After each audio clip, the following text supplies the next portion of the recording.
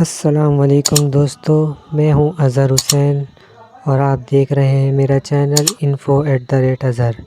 سب سے پہلے آپ سے گزارش ہے کہ میرے لنک کو سبسکرائب کریں۔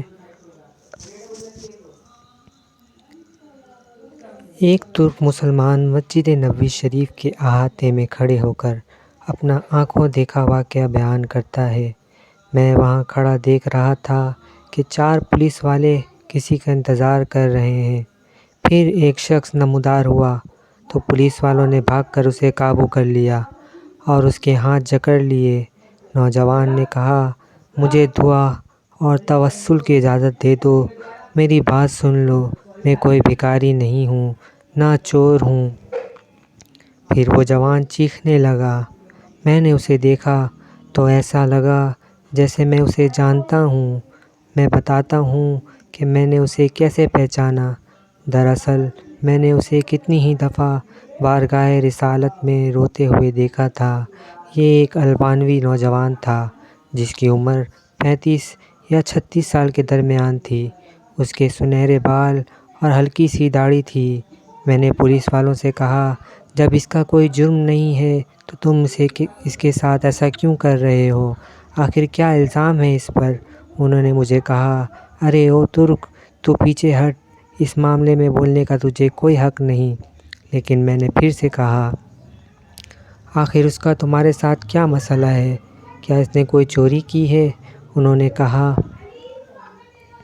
نہیں، یہ بندہ 6 سال سے ادھر مدینہ شریف میں رہ رہا ہے، لیکن اس کا یہ قیام غیر قانونی ہے۔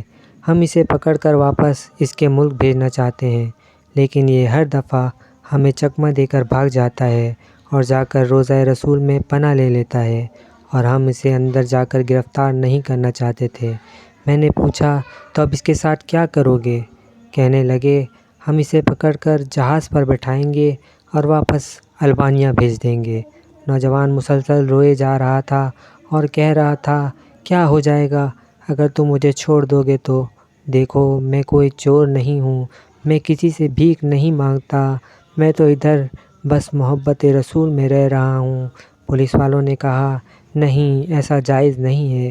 نوجوان نے کہا، اچھا، مجھے ذرا آرام سے روضہ رسول صلی اللہ علیہ وسلم سے ایک عرض کر لینے دو۔ پھر نوجوان نے اپنا منہ گنبد خضرا کی طرف کر لیا۔ پولیس والوں نے کہا، چل کہہ جو کہتا ہے۔ تو نوجوان نے گنبد خضرا کی طرف دیکھا اور جو کچھ عربی میں کہا میں نے سمجھ لیا۔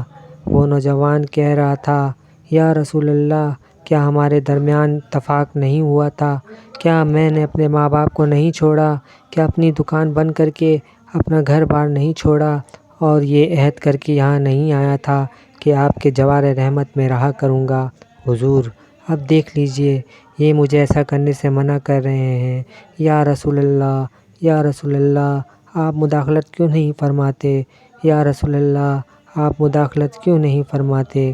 اتنے میں نوجوان بے حال ہونے لگا تو پولیس والوں نے ذرا ڈھیل دی اور نوجوان نیچے گر گیا۔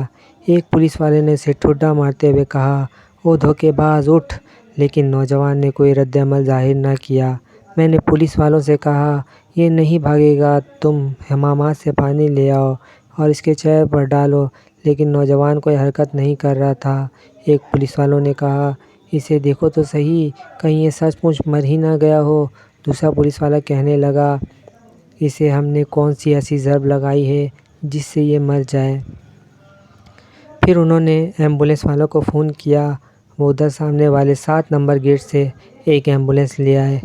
انہوں نے نوجوان کی شہرک پر ہاتھ رکھ کر حرکت نوٹ کی اور نبض چیک کی تو کہنے لگے، اسے تو مرے ہوئے 15 منٹ گزر چکے ہیں۔ اب پولیس والے جسے مجرم ہو نیچے بیٹھ گئے اور رونے لگے۔ وہ منظر بھی دیکھنے والا تھا۔ ان میں سے ایک تو اپنے دونوں زانوں پر ہاتھ مارتے ہوئے کہتا تھا، ہائے، ہمارے ہاتھ کیوں نہیں ٹوٹ گئے؟ کاش ہمیں معلوم ہوتا کہ اسے رسول اللہ سے اتنی شدید محبت ہے۔ ہائے، ہمارے ہاتھ کیوں نہ ٹوٹ گئے؟ اس کے بعد ایمبولینس والوں نے اسے وہاں سے اٹھا لیا اور جنت البقیع کی طرف تجہیز و تکفین والے حصے میں لے گئے۔ غسل کے وقت میں بھی وہیں موجود تھا۔ میں انہیں کہتا تھا، مجھے بھی ہاتھ لگانے دو، مجھے بھی اس کی چارپائی کو اٹھانے دو۔ جب جنازہ تیار ہو کر نماز کے لیے جانے لگا تو پولیس والوں نے مجھے کہا، ہم نے جتنا گناہ اٹھایا ہے بس اتنا کافی ہے، اسے ہمارے سوا اور کوئی نہیں اٹھائے گا، شاید اس طرح ہمیں آخرت میں کچھ رعایت مل جائے۔ میرے سامنے ہی وہ نوجوان بار بار کہہ رہا تھا، یا رسول اللہ، آپ مداخلت کیوں نہیں فرما رہے؟ دیکھا، رسول اللہ صلی اللہ علیہ وسلم نے مداخلت فرما دی۔